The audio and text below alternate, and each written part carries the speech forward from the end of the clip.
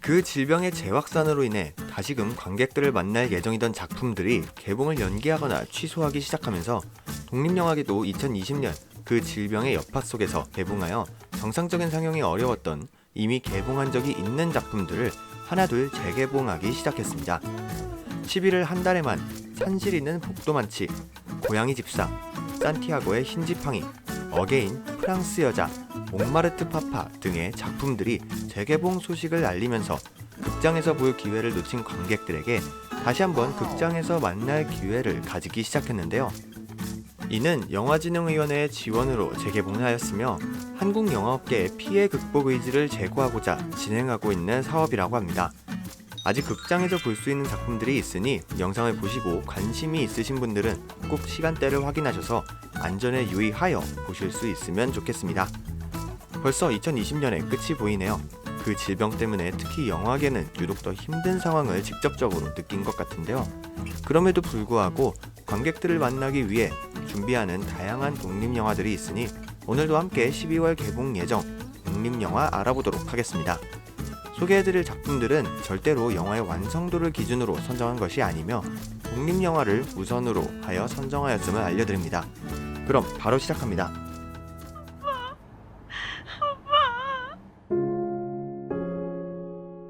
우선 재단 장식부터 하셔야 되는데 여기 보시면 저렴하게 뭐가 있어요? 나 알바비 좀 미리 달라고 할까? 오빠 알아서 할게.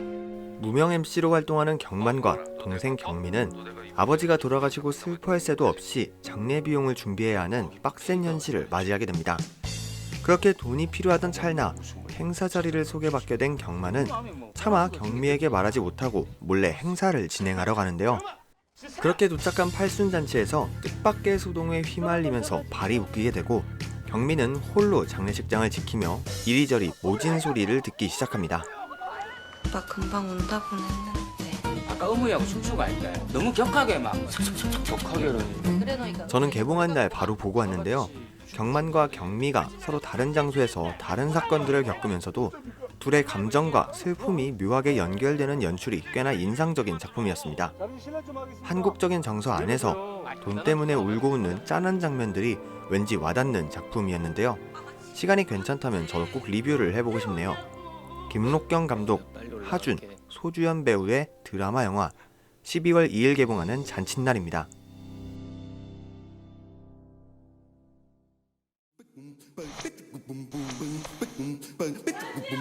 저희 게임 길드예요. 릴레이시아라고.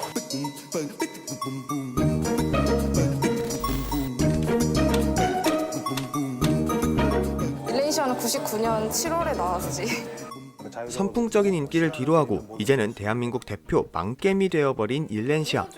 각종 매크로와 해킹, 사기가 난무하는 무법천지인 게임 세계의 16년차 대표 고인물 박윤진 감독이 아직 남아있는 유저들을 찾아다니면서 아직 게임을 떠나지 못하는 이유를 물어보기 시작합니다. 그들은 왜 일렌시아를 떠나지 못하는 걸까요? 저는 시사회와 기획전을 통해 벌써 2번이나 보고 왔는데요. 그 뜻은 정말 너무나도 재밌고 좋은 작품이라는 뜻이겠죠? 단순히 게임에 관한 뻔한 내용이 아닌 그 속에서 사람과 추억 그리고 소중한 무언가를 바라보는 연출이 재미뿐만 아니라 어딘가 뭉클한 감정까지 들게 만드는 손에 꼽을 만큼 좋은 다큐멘터리 작품이었습니다. 박윤진 감독의 다큐멘터리 영화 12월 3일 개봉한 내 언니 전지현과 나입니다. 남자는 3번 운다. 태어날 때, 부모가 죽었을 때, 나라가 망했을 때. 나는 자주 운다. 내가 망했기 때문이다. 어이, 빵! 야! 하늘은 내 편이 아니다. 자, 시작합니다. 도맹수만 듣는 다이다이 방송 DJ 럭키 몬스터. 사채업자에게 쫓기고 빚은 계속 늘어나고 녹즙기는 팔리지도 않고 거기에 그에게만 들리는 라디오 방송 럭키몬스터의 환청은 시시때때로 들려 고통받는 도맹수. 결국 아내 리아와 위장이혼까지 하게 되면서 망한 인생이라고 생각했던 맹수는 갑작스레 로또 1등이 당첨이 되고 이는 바로 그에게만 들리는 라디오 방송 DJ 럭키몬스터의 환청이 알려주는 번호 덕분이었죠. 이제 그가 다시 아내 리아를 찾아 나서기 시작하면서 무서운 맹수로 거듭나는 과정을 그린다고 하는데요. 정말 실험적이고 정말 강렬한 문제작이 나왔다고 생각합니다. 캐릭터 한 명 한 명이 살아있고 또 청소년 관람 불가 영화답게 수위 높은 장면들이 많이 나오는데요.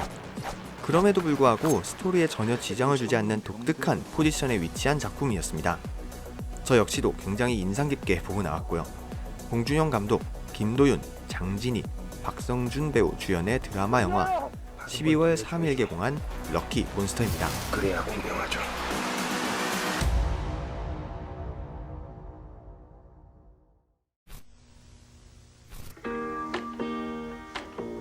애인이 나오셨구나, 그죠? 네.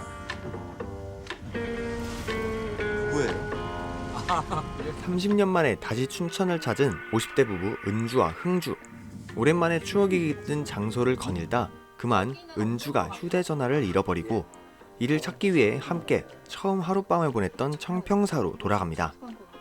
은주는 청평사에서 스님을 만나 이야기를 나누기도 하고 젊은 커플을 만나기도 하는데 한편 흥주는 밤거리를 헤매다가 옛사랑 혜란과 만나게 됩니다.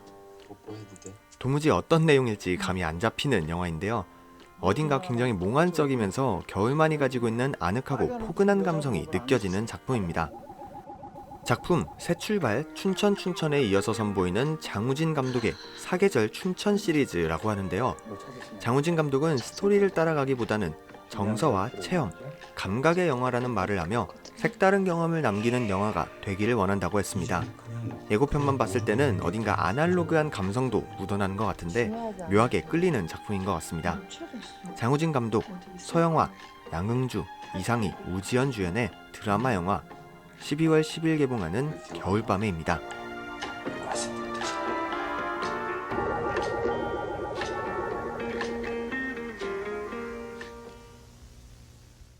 Everybody, Bobby Shore, ladies and gentlemen. Come around, come on. Meet you in the afternoon. The world. 뉴욕에서 태어나고 자란 한국계 미국인 바비는 싱어송라이터이면서도 고달픈 직장인입니다. 하지만 한국에 갈 수 있다는 이야기에 직장도 그만두고 친구의 로드 매니저가 되어 함께 월드 투어를 떠나기 시작하는데요. 서울에 도착한 그는 아버지의 사진 속 장소 홍대에서 버스킹을 하고 있던 이나의 노래를 듣게 되고 함께 서울 곳곳을 돌아다니며 특별한 여정을 시작합니다. 그렇게 음악이라는 공감대로 가까워지던 어느 날 이나가 갑자기 떠나가 버리면서 바비의 꿈과 미래를 향한 성장을 그린다고 하는데요. 독특한 게 감독의 이름이 작품에 등장하는 바비최입니다. 본인이 연출과 각본, 주연까지 직접 맡으면서 자전적인 이야기를 다룬 작품이라고 하는데요.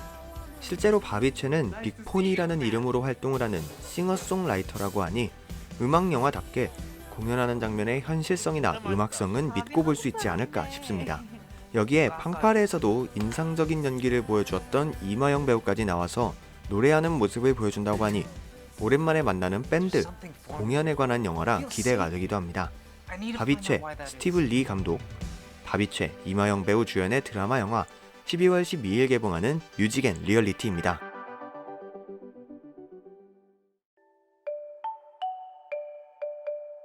투블럭을 하니까 너무 선머스매 같다 이러면서 너 그 남자 머리지 여자가 그런 머리를 왜 하냐 이러시더라고요.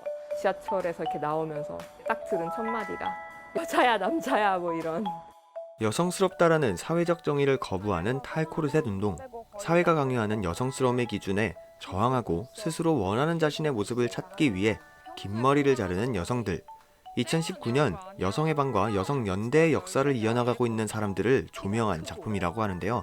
페미니즘과 탈코르셋 운동에 대한 강한 움직임이 보여줬던 2019년의 여성들의 목소리를 이미애 감독이 카메라에 담았다고 합니다. 탈코르셋의 대표성을 지닌 여성의 머리카락에 대한 질문과 오해를 과연 어떤 식으로 풀어냈을지 궁금한 작품인데요.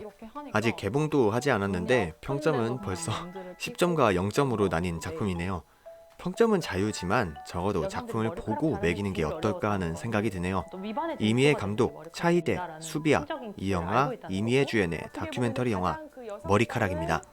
압축해서 상징적으로 보여주는 게 되게 머리카락이죠.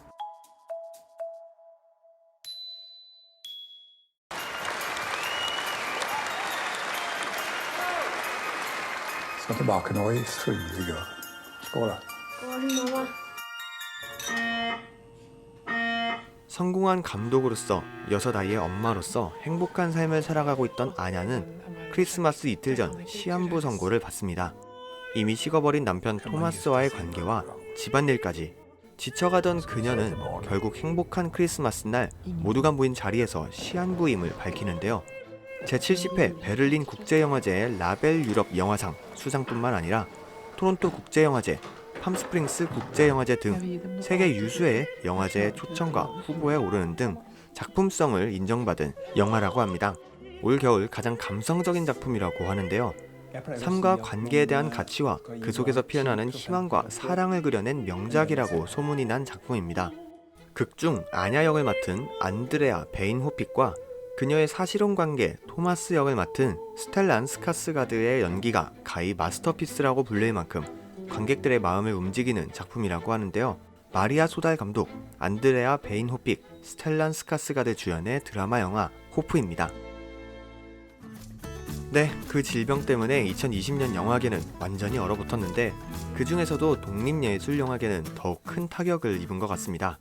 부디 올해 마지막 12월에는 코로나가 많이 잦아들어서 한 해 마무리 잘 하시고 다시금 많은 관객들이 극장으로 찾아왔으면 좋겠습니다.